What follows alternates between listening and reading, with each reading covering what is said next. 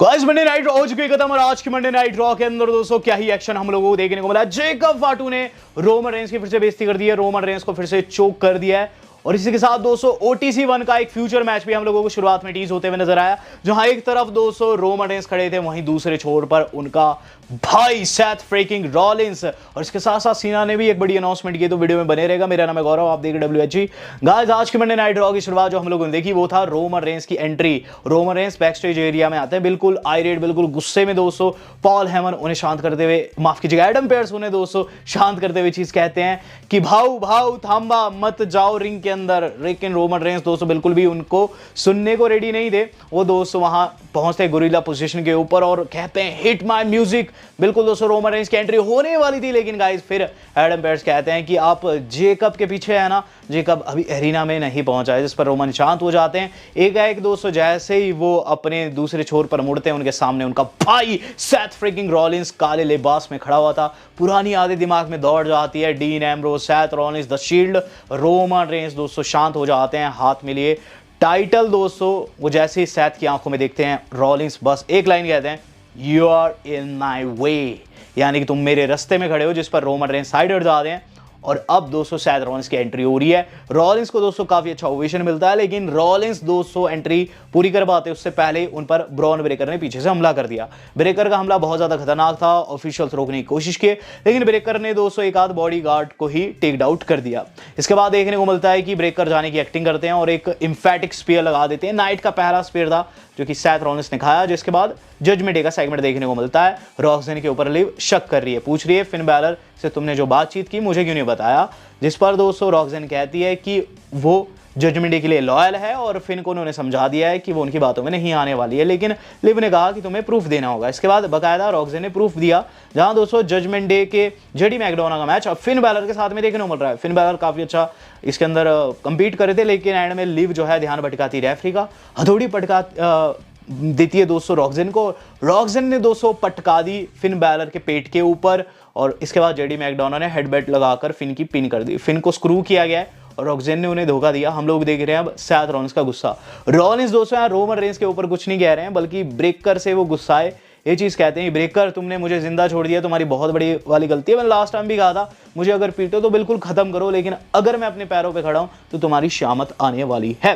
यहाँ ब्रेकर काफी ज्यादा खुश है, बैक स्टेज देखने को मिल रहा है, विजन के साथ मस्ती कर रहे हैं, मॉक कर रहे हैं, रॉलिंस को उनकी एक्टिंग कर रहे हैं। ऑस्टिन थ्योरी तो खुश है, लेकिन लोगन पॉल दोस्तों हल्के से तिल मिलाया है। हेमन आकर दोस्तों वहां ब्रेकर को ये कहते हैं क्या तुमने उसे पूरी तरीके से खत्म किया, जिस पर ब्रेकर कहते हैं पूरा तो खत्म नहीं किया, लेकिन अचानक से लोगन पॉल कहते हैं इनफ, वो जो हेनरी से परेशान हो चुके हैं, जो हेनरी को नहीं छोड़ने वाले हैं और आज उनके खिलाफ उनका मैच है तो उन्हें बहुत तोड़ेंगे। हेमन कहते हैं आज तू उसे नहीं फेस करेगा, मैं ब्रॉक को खो चुका हूँ, एक बारी ब्रेकर भी फायर हो चुका है, मेरी गलतियों की वजह से मैंने बहुत कुछ सहा है, लेकिन आज मैं गलती नहीं करूंगा। लोगन तुम मैच में नहीं होंगे, तुम्हारी जगह ऑस्टिन थ्योरी वहां जो हेनरी को फेस करेगा। इन द मेन टाइम दोस्तों जबॉन एवंस एंड पेंटा आ चुके हैं, जिनका मैच दोस्तों हो रहा है इथन पेज के साथ में, और इथन पेज के पार्टनर रूसेफ है। रूसेफ ने पेंटा को टेक आउट के अंदर फेंका और गाइस एंड में इथन पेज ने फिनिशर लगाकर उनकी पिन फॉल ले ली। तो इथन पेज ने दोस्तों काफी तगड़ा यहाँ स्टेटमेंट जड़ दिया था। हम लोग देख रहे हैं दोस्तों अब एडम पेयर्स को। एडम पेयर्स दोस्तों हाथों में कॉन्ट्रैक्ट लिए सोल रुका को बुलाते हैं, सोल रुका कॉन्ट्रैक्ट साइन करती है, लेकिन उनकी खुशी ज्यादा देर नहीं टिकी। रॉ के अंदर आने के साथ ही दोस्तों बैकी लिंच उन्हें कन्फ्रंट करती है। बैकी लिंच दोस्तों रिंग में आकर एडम पेयर्स से बातें करने लगती है, तो यहाँ जिस तरीके से उन्हें इंटरप्ट किया सोल रुका उन्हें एक रूड भी कहती है, जिसके बाद दोस्तों बैकी को गुस्सा आ जाता है। बैकी दोस्तों मुक्का मारने की कोशिश करती है, लेकिन सोल रुका दोस्तों साइड हट जाते हैं, मुक्का लग जाता है एडम पेयर्स के। इस बीच दोस्तों बैकी ने सर को क्या पकड़ा, सोल रुका ने उन्हें सोल स्नैचर लगा दिया, जो कि काफी खतरनाक मूव है। हालांकि थोड़ा सा बॉच हो गया था, लेकिन जो भी है यहाँ उन्होंने पंगा ले लिया बैकी के साथ में, उनकी राइवलरी शुरू हो चुकी है। यहाँ अब जे एंड जिमी देखने को मिल रहे हैं, जिनसे पूछा जा रहा हाउ यू फीलिंग। जिमी कहते हैं कि it's a big night for OTC, it's a big night for someone werewolf. देखो हम इस पचड़े में नहीं पड़ने वाले, जेकब के लिए लव है, लेकिन उसे अंडरस्टैंड करना पड़ेगा कि ये ब्लड लाइन बिजनेस है और ओटीसी जो है वो इसे जिस तरीके से रन करता है उसे ये चीज़ समझनी होगी। जेकी कहती है कि क्या आप कोई कन्फ्लिक्ट नहीं फील कर पा रहे इन दोनों के बीच में, और आपके बीच में कोई कन्फ्लिक्ट तो नहीं है। तो जे कहते नहीं ऐसा नहीं है, हमारा तो कोई कन्फ्लिक्ट नहीं है दोनों के साथ। रही बात इनकी, तो ये फैमिली बिजनेस है और रोमन रेंज जानते हैं कि उन्हें क्या करना है। रही बात जेकब की, तो जेकब को तो मैं पहले कह चुका हूँ, you are in deep water, तुम गहरे समंदर में उतर चुके हो और अब तुम किनारा ढूंढ रहे हो। लेकिन बात इतनी सी है कि बैकलैश में तुम्हें पता चल जाएगा तुमने कितने गलत बंदे से पंगा ले लिया है। तो जिमी एंड जे ने साफ कर दिया था कि वो यहाँ रोमन को सपोर्ट तो कर रहे हैं लेकिन वो इस पचड़े में नहीं पड़ने वाले हैं। हम लोगों को देखने को मिल रहा है दोस्तों अब जो हेनरी का सेगमेंट। इस सेगमेंट में दोस्तों कहते हैं सबसे पहले कि आज वो लोगन पॉल से सॉरी मांगना चाहेंगे, लेकिन फिर वही फायर लोगन पॉल वाला गाना गाते हैं। लोगन पॉल गुस्से में आते हैं लेकिन उन्हें शांत करते हुए ऑस्टिन थ्योरी रिंग में उतरते हैं और मैच शुरू होता है। मैच कुछ ही सेकंड्स का था क्योंकि यहाँ दोस्तों लोगन पॉल ने एक जगह पर जो हेनरी पर पीछे से हमला कर दिया। इस हमले के बाद दोस्तों हमें देखने को मिलता है कि वहां स्ट्रीट प्रॉफिट वाले दोस्तों बचाने की कोशिश करते हैं दोस्तों जो हेनरी को, लेकिन गाइस इसी गहमा गहमी में वहां ब्रेकर की एंट्री हो जाती है जो कि ब्रॉक लेसनर स्टाइल में धोते हैं। मॉन्टेस को तो बाहर ही फेंक दिया लेकिन एंजेलो डॉकिंस को तो सुप्लेक्स सिटी के दर्शन करा दिए। उस स्पीयर को जा ही रहते कि लेकिन रोमन रेंस के भाई यानी कि सैथ रॉलिंस ने वहां हमला कर दिया दोस्तों और ब्रेकर को पीटते पीटते बाहर ले गए। स्टील स्टेप पे मारा, रिंग में दोस्तों स्टॉम्प लगाने वाले थे कि गाइस मॉन्टेज उनके ऊपर से कूद लगा देता, आउटसाइड ध्यान भटक गया रॉलिंस का और उन्हें लग गया एक तगड़े वाला स्पीयर और इस तरीके से सेगमेंट खत्म होता है। दूसरा स्पीयर लग गया था नाइट का।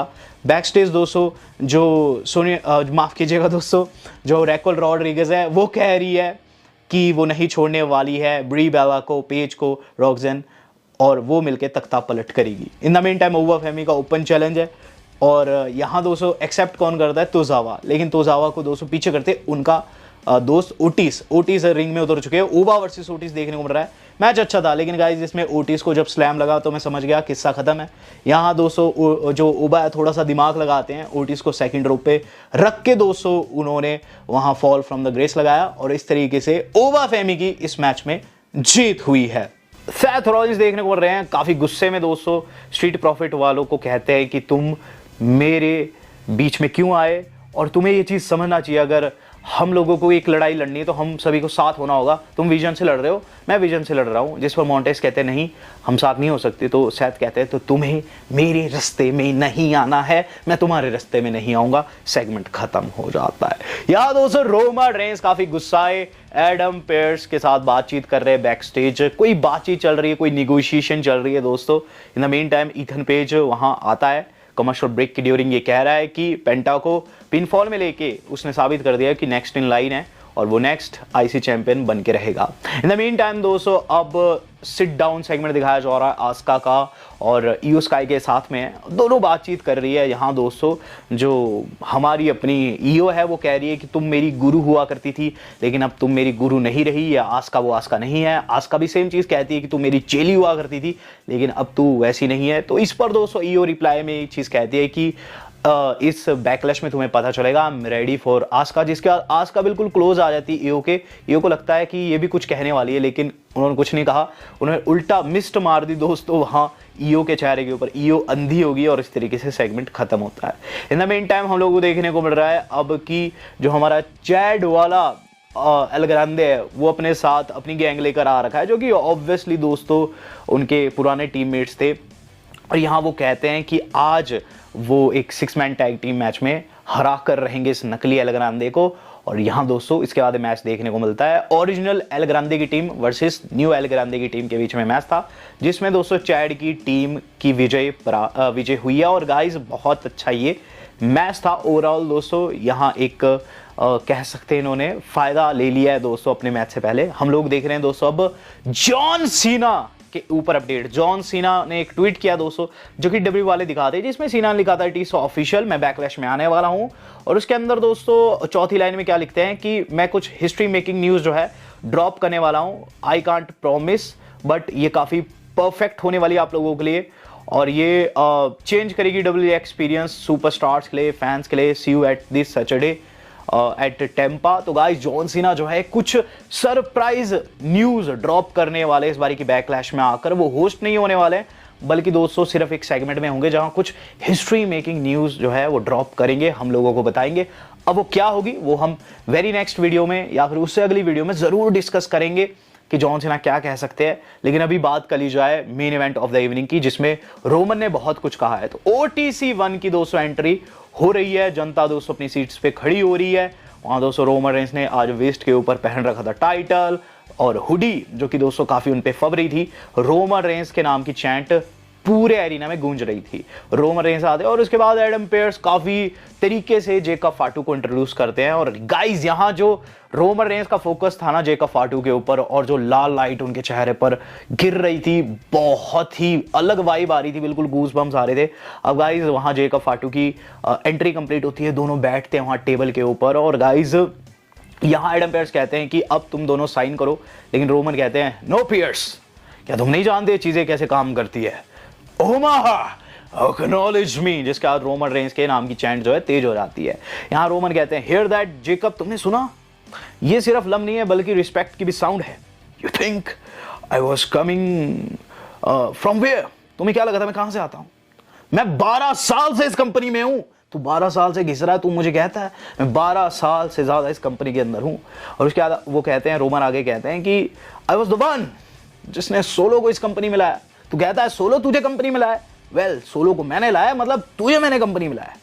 इसके बाद दोस्तों कहते हैं कि आई बी डैम्ड अगर मुझे रिस्पेक्ट ना मिले तो। और मुझे रिस्पेक्ट क्यों मिलनी चाहिए?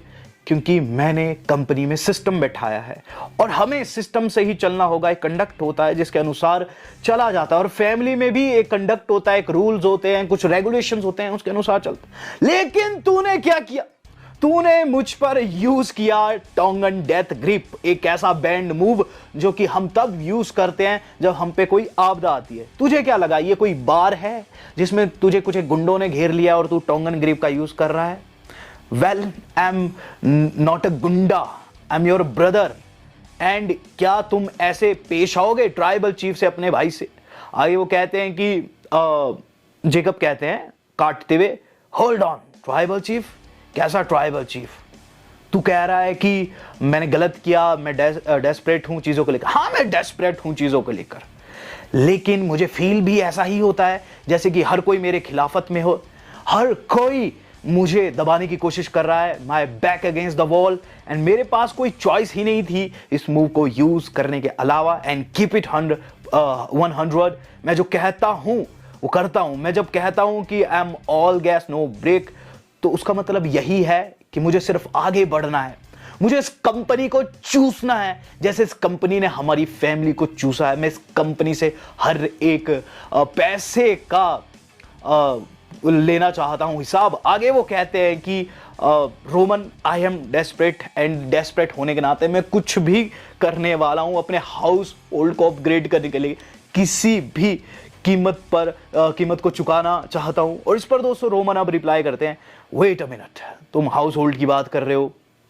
तुम बात कर रहे हो कि you are grinding for your 7 kids, तुम उन्हें पालना चाहते हो। मैं 170 बच्चों को पाल रहा हूं, यानी कि पूरी ब्लड लाइन को मैं चला रहा हूं। आई वरीड अबाउट देयर एजुकेशन, और तुम कहते हो कि तुम अपने 7 बच्चों की एजुकेशन के लिए वरीड हो। मैं सभी की एजुकेशन के लिए वरीड हूं। और रही बात इस फैमिली की और इस बिजनेस की, तो मैं बता दूं कि मैंने इससे पहले बहुत से लोगों को बताया, मैंने लेसनर को भी मुंह पे कहा है कि I run this place, I run this place, I run this family, and we are same blood. हम सेम ब्लड है, हम सेम लेवल पर है फैमिली में, but in this ring you are beneath me, यानी कि तुम मेरे नीचे ही हो। जिसके बाद दोस्तों जेकब फाटू को गुस्सा आ जाता है। जेकब फाटू दोस्तों वहां चोक करने की कोशिश करते हैं रोमन रेंस को, लेकिन रोमन रेंस दोस्तों यहां डक करके दोस्तों मुक्के मुक्के जड़ते हैं वहां जेकब फाटू के चेहरे के ऊपर। और उसके बाद दोस्तों उन्होंने जो चेयर रहती है व्हील वाली उठाकर दोस्तों मार दी वहां जेकब फाटू के मुंह पर। और उसके बाद दोस्तों टाइटल पकड़ते हैं, टाइटल से मारने वाले थे, लेकिन फिर से वहां जेकब फाटू दोस्तों उन्हें टोंगन ग्रिप में फंसा देते हैं, चोक करने लग रहे हैं। कि गाइस हमें देखने को मिलता है कि बीच में एडम पेयर्स आने की कोशिश करता है, रोमन रेंस सुपरमैन पंच की कोशिश भी करते हैं, लेकिन फिर से उन्हें चोक कर देता है दोस्तों टोंगन ग्रिप में जेकब फाटू। और फिर दोस्तों एडम पेयर्स रोकने की फिर से कोशिश कर रहे हैं, और इस बारी तो दोस्तों उन्होंने हाथ ही पकड़ लिया जेकब फाटू का। लेकिन जेकब फाटू दोस्तों इसके बावजूद रोमन रेंस को उसी ग्रिप से उठाकर टेबल के ऊपर पटक देते हैं। टेबल तो नहीं टूटता, लेकिन वहां दोस्तों जेकब फाटू ने रोमन को तोड़ दिया। और उसके बाद उनके सामने दोस्तों उन्होंने उस कॉन्ट्रैक्ट को साइन भी कर लिया। और गाइस यहां रोमन रेंस की फिर से पिटाई हो गई है। OTC 1 के चेहरे पर से पसीना छूट रहा था और गाइस जेकब फाटू धीरे धीरे करके दोस्तों रिंग को लीव भी कर देते हैं। ओवरऑल दोस्तों मैं सच्ची बात बताऊं कि यहां मुझे बिल्कुल भी एक्सपेक्टेशन नहीं थी कि रोमन फिर से पिट जाएंगे। मुझे लगा था रोमन इस हफ्ते जेकब फाटू की पिटाई करेंगे, लेकिन जो टोंगन डेथ ग्रिप है बहुत ही खतरनाक मैं कह सकता हूं फिनिशर है, जिसका दोस्तों तोड़ शायद से रोमन के पास भी नहीं है।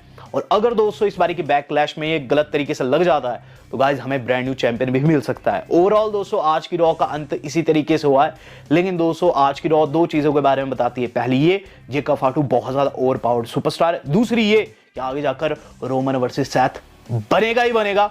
वेल दोस्तों सवाल आपसे है कि बैकलैश में जो ये जेकब वर्सेस रोमन होने वाला, आपको क्या वाइब आ रही है, कौन जीतेगा इन दोनों में से? वेल दोस्तों आज का सवाल है, जवाब जरूर दीजिएगा। वीडियो मेरी आज तक के इतना ही, धन्यवाद, शब्बा खैर।